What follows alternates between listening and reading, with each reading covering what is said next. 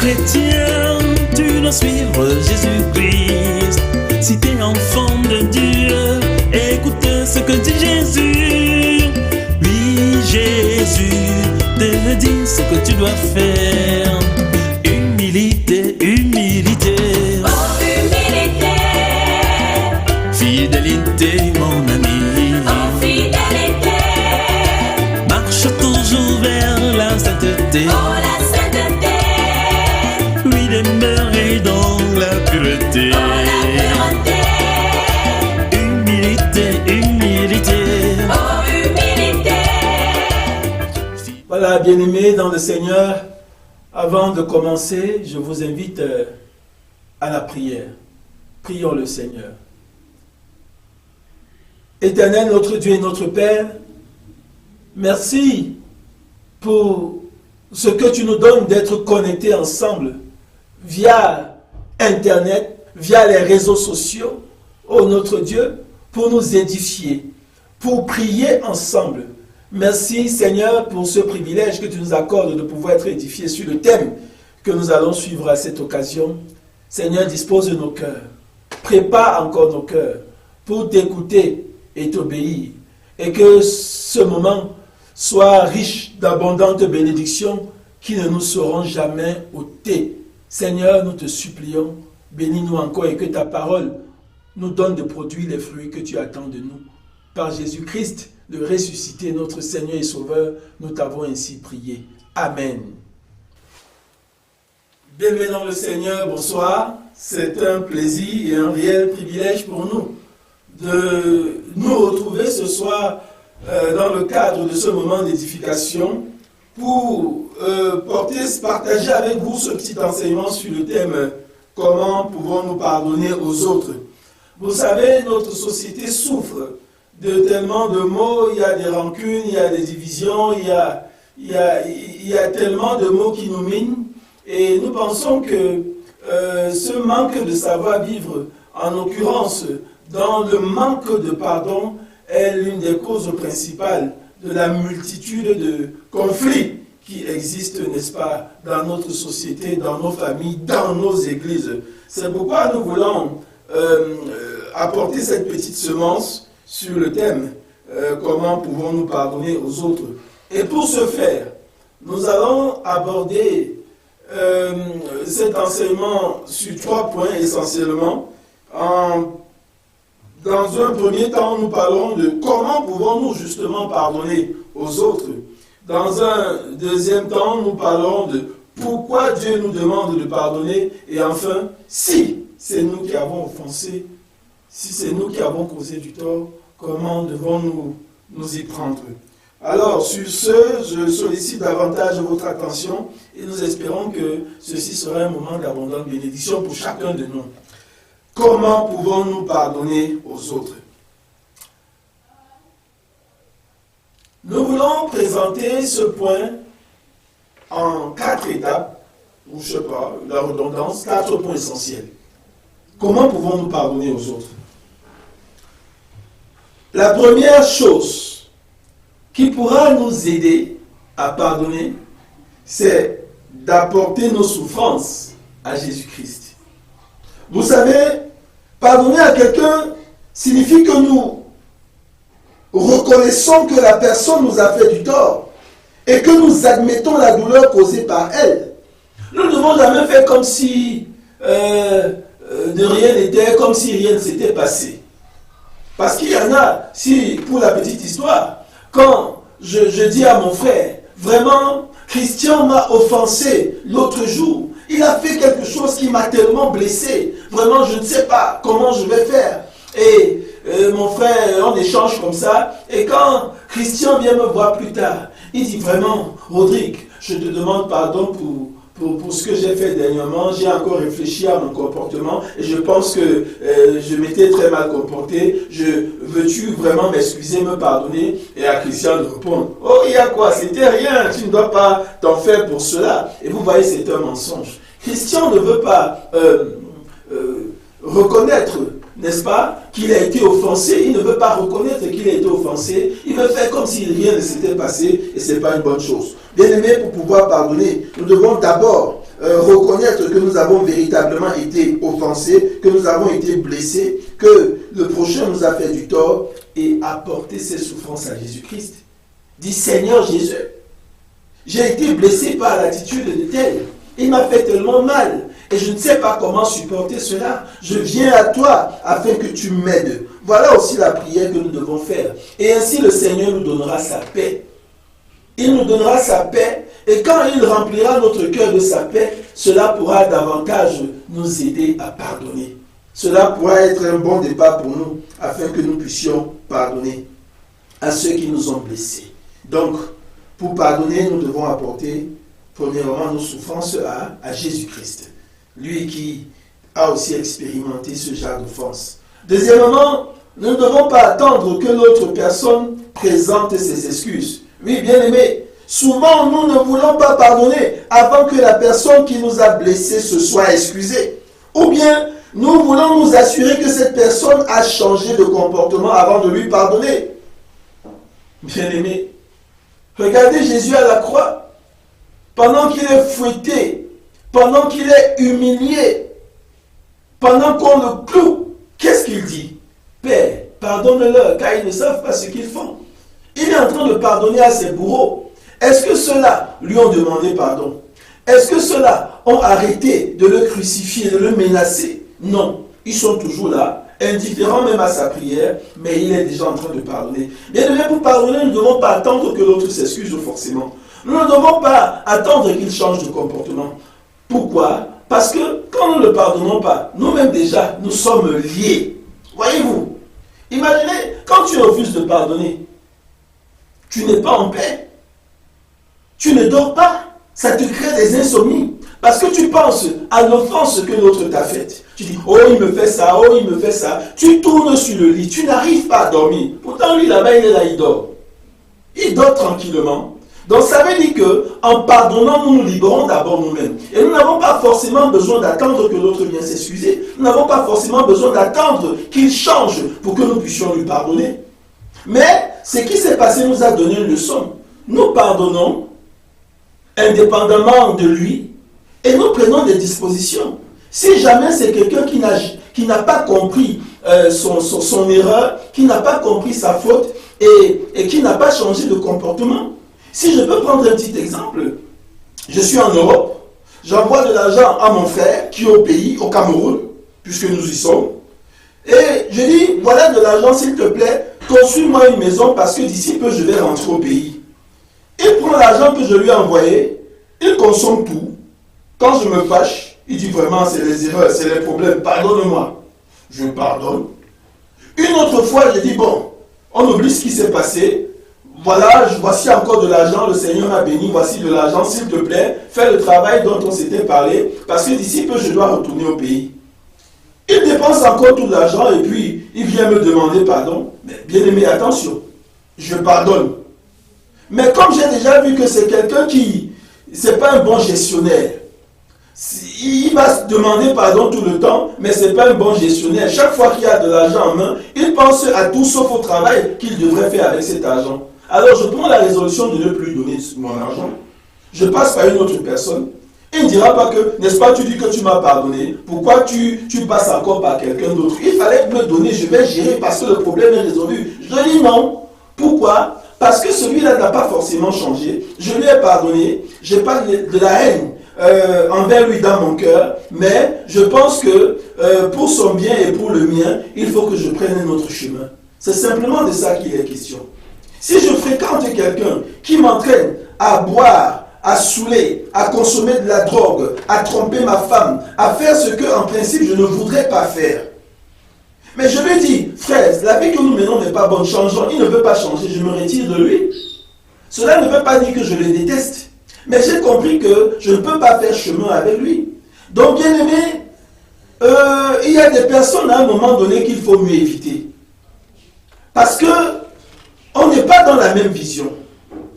Et le fait que je t'évite ne veut pas dire que je te hais, que je ne t'ai pas pardonné ce que tu m'avais fait. Mais j'ai compris quel genre d'individu tu es et je me dis, je prends simplement mes distances. Parce qu'il y a des gens, que vous le vouliez ou non, ils sont comme ça. C'est-à-dire qu'ils cherchent seulement leurs intérêts. S'il voit moyen de te pousser dans le trou pour ses intérêts, il va te pousser dans le trou. Alors je préfère ne pas marcher avec lui, déjà pour sauver aussi ma vie, mais quoique je lui donne quelques conseils. Donc bien aimés frères et sœurs, n'attendez pas toujours que l'autre personne présente des excuses ou change de comportement pour pouvoir lui pardonner.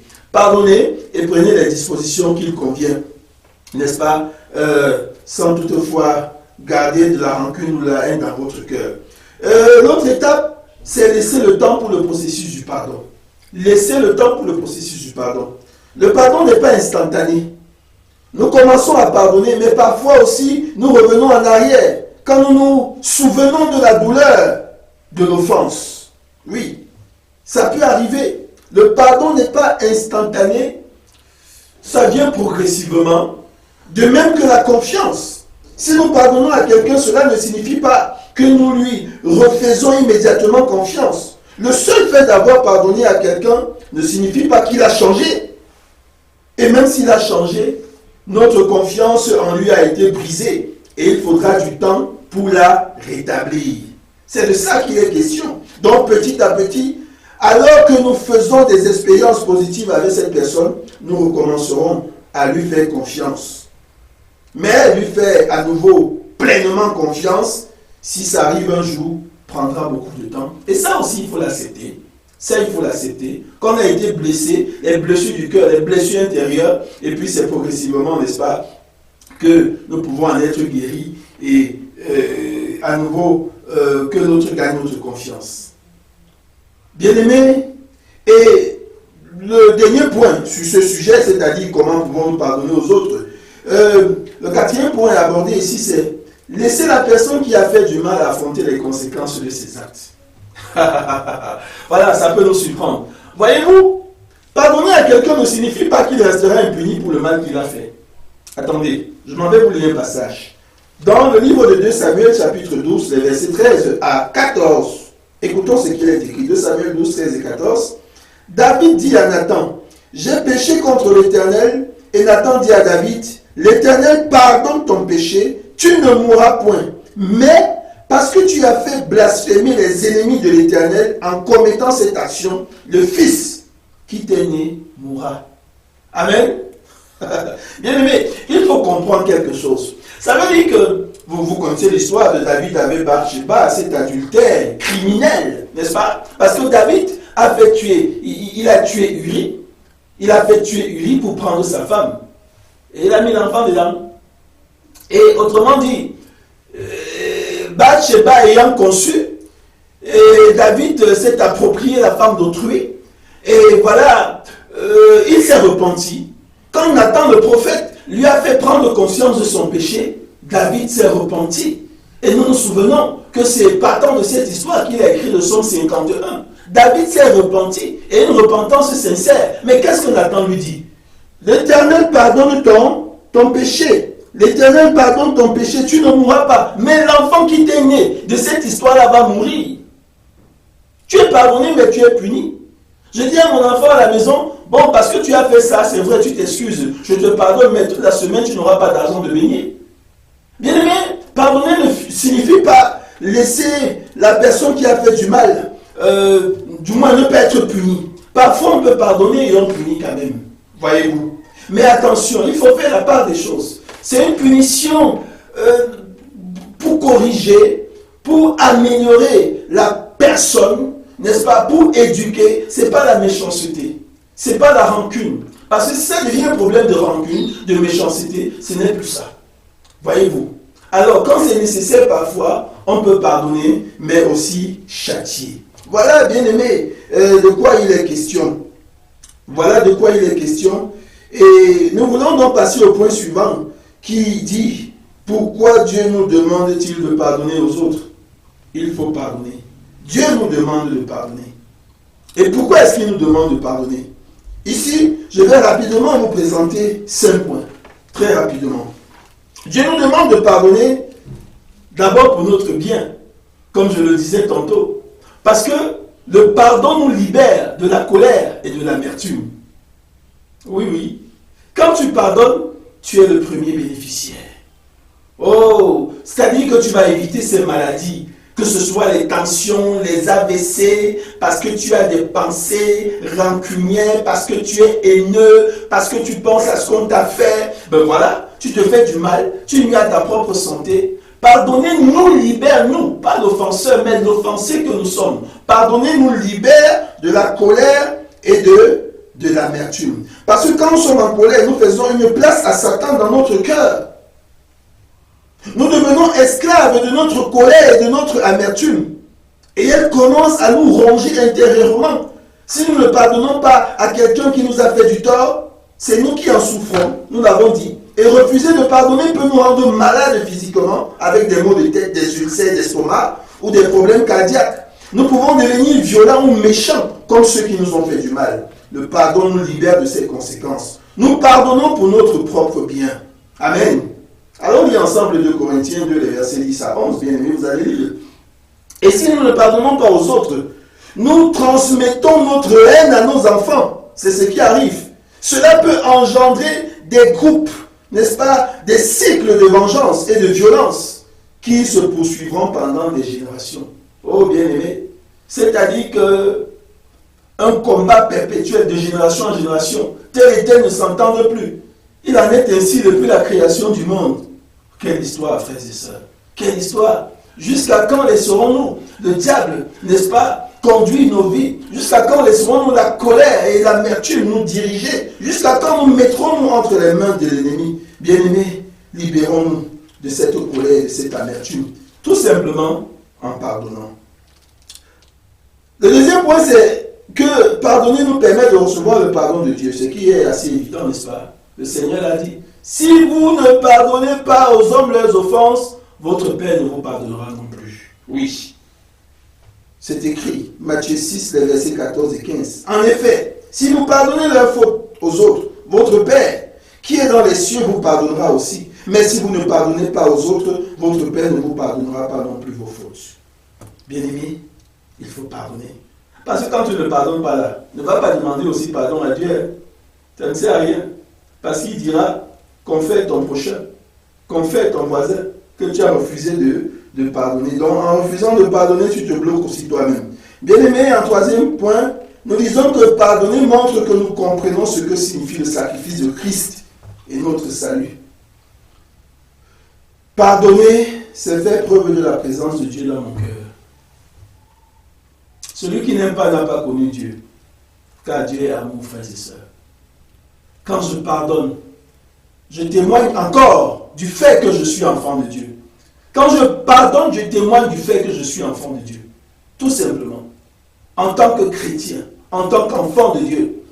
Ce n'est pas forcément par des miracles, par des prophéties, par des ci et par des ça. Et j'ai toujours aimé à le rappeler, frères et sœurs. C'est-à-dire que quand Moïse était en Égypte là, il a lancé son bâton par terre, c'est devenu le serpent. Les marabouts de Pharaon ont fait pareil. Ils ont lancé le bâton par terre, c'est devenu le serpent. Quand Moïse a mis son bâton dans l'eau, l'eau a rougi. Eux aussi, ils ont fait pareil. Ils ont mis leur bâton dans l'eau, ça a rougi. Mais ils le faisaient par quelle puissance? Bien aimé, le diable peut faire plein de choses que le Seigneur fait. Mais là où il tombe là, c'est dans la manifestation de l'amour. Le diable ne saura jamais aimer. Dieu est l'amour. Et l'amour pardonne. Amen. Bien aimé, pardonne. Pour témoigner davantage du fait que tu es enfant de Dieu, c'est par le pardon, n'est-ce pas, que tu manifestes, que tu témoignes à ton prochain. Bien aimé, pardonner aussi rend possible la réconciliation avec ceux qui nous ont fait du tort. Pardonner rend possible la réconciliation. Tant que nous n'avons pas pardonné à ceux qui nous ont fait du tort, notre relation avec eux s'en ressentira. Le pardon rend possible le rétablissement de nos relations. Un rétablissement complet. Cependant, qui nécessite la repentance et le pardon des deux côtés. Si on veut réconciliation, là, ça passe par pardon aussi. Et pour terminer ce point, notre pardon peut changer la personne qui nous a fait du tort. Voilà aussi pourquoi Dieu voudrait que nous pardonnons. Bien aimé, regardez l'impact du pardon de Dieu dans notre vie.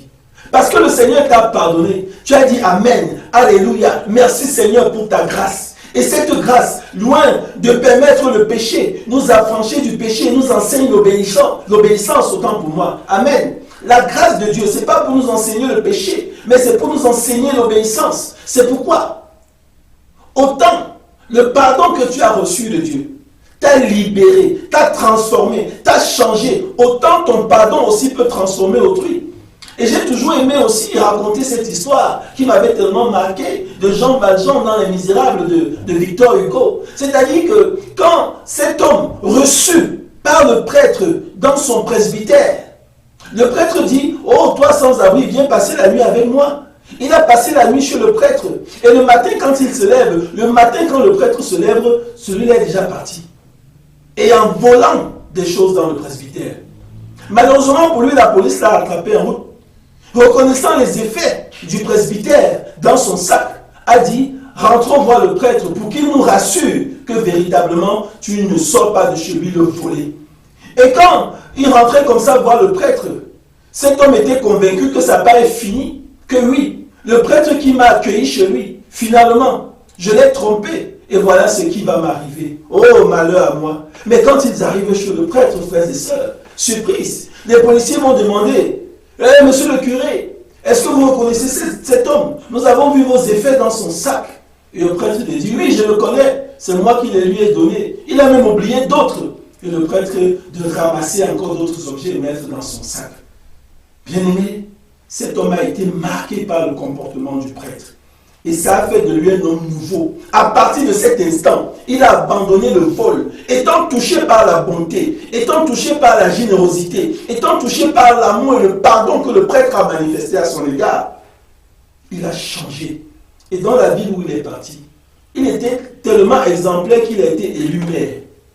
Les Misérables de Victor Hugo. Très belle histoire, bien aimé, que je vous recommande encore. Comme pour dire que oui, notre pardon peut susciter un changement dans la vie de l'autre. Parfois, les gens mal agissent, attendent que vous allez aussi riposter violemment comme eux. Mais quand vous réagissez autrement que ce qui était attendu, oh bien-aimé, vous avez souvent fouetté encore plus fort.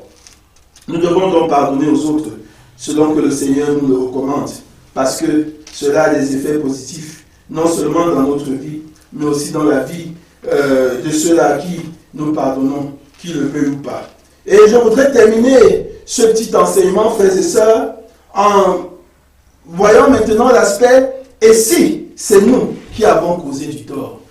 Si c'est nous qui avons causé du tort, comment devons-nous nous comporter? Parce que jusqu'ici on parlait de l'offensé. Si j'ai été offensé, comment est-ce que je dois réagir? Mais maintenant, si c'est moi l'offenseur, si c'est moi qui ai offensé, comment est-ce que je dois me comporter? Il faut se repentir. Il faut se repentir. Oui, il faut simplement demander pardon. Parce que quand nous nous repentons, nous permettons aussi à l'Esprit de Dieu de nous montrer combien notre péché le blesse et blesse d'autres personnes. Il faut se repentir pour permettre à Dieu de travailler encore dans notre vie. Nous repentir, quand nous nous repentons, nous assumons la responsabilité de ce que nous avons fait et nous déclarons clairement notre péché. Il faut se repentir. Celui qui cache ses transgressions ne prospère point, mais celui qui les avoue et les délaisse obtient miséricorde, nous dit le Proverbe 28, verset 13. Bien aimé, il faut te repentir, tout simplement. Et aussi, nous demandons pardon à ceux qui nous ont fait du tort. Autant pour moi, nous demandons à ceux à qui nous avons fait du tort de nous pardonner sans nous défendre ou sans leur demander de nous refaire immédiatement confiance. Nous demandons pardon de façon à ce que tous ceux qui ont été affectés par notre péché soient conscients de notre repentance. Oui, bien aimé. Par exemple, si nous avons insulté quelqu'un devant d'autres personnes, nous devions lui demander pardon aussi devant ces mêmes personnes. Hein? C'est important, c'est important. Marche arrière, c'est important. Si nous avons blessé quelqu'un devant d'autres personnes, parfois aussi nous demandons pardon à cette personne devant les autres personnes, devant lesquelles nous l'avons d'abord humilié. C'est important. Et cela montre encore notre repentance, la sincérité de notre repentance. Et à côté de cela, si nous sommes repentis dans notre cœur, nous le démontrons par notre façon d'agir. Oui, parce que celui qui s'est repenti, qui demande pardon pour son péché, on voit son comportement qui a changé. S'il s'est repenti du vol, il ne vole plus. S'il s'est repenti de quelque chose qu'il avait commis, il ne commet plus la même chose. C'est aussi cela la repentance. Et enfin, la repentance peut impliquer le remboursement ou la restitution de ce que nous avons pris. Très important, frères et sœurs. Quand on se repent, on restitue. Tu avais volé, ne dis pas seulement pardonne-moi parce que j'ai volé. Autant que possible, remets ce que tu as volé. C'est de ça qu'il est question, frères et sœurs. Frères et sœurs, je vous invite à rendre grâce à Dieu au moment où nous achevons avec cet enseignement. Éternel, merci pour ce moment de partage sur comment pardonner aux autres. Seigneur, tu nous as pardonné. Parfois, avant même que nous n'ayons péché, tu nous avais pardonné. Seigneur, que ta grâce, que le pardon que tu nous accordes, nous donne aussi de pouvoir pardonner aux autres. Parce que le pardon que tu veux nous accorder, tu l'as aussi conditionné au pardon que nous accordons aux autres. Seigneur, brise nos cœurs. Nettoie, Seigneur, de nos vies toute colère, toute rancune, toute amertume, toute chose qui voudrait nous empêcher de pardonner et qui entretient les divisions, les luttes, les disputes de génération en génération, souvent dans nos vies, dans ton Église, dans nos sociétés, dans nos familles, dans nos milieux de service. Ô notre Dieu, que ton pardon nous enseigne encore le pardon. Bénis dans nos cœurs cet enseignement et que nous puissions le mettre en pratique. Au nom de Jésus le Christ, nous t'avons ainsi prié. Amen. Juste quelques petites semences lancées. Nous attendons vos réactions, nous attendons vos questions pour continuer d'enrichir cet enseignement, frères et sœurs. Et permettez-moi de dire ici, merci à l'Alliance biblique du Cameroun avec son programme de trauma healing, la guérison des traumatismes, parce que c'est ce programme qui nous a aussi inspiré ce petit enseignement. Nous saluons ici Madame la déléguée de l'Alliance biblique du Cameroun, déléguée de la région de l'Ouest, Madame Gomsu Marguerite. Bien-aimée, nous attendons vos questions.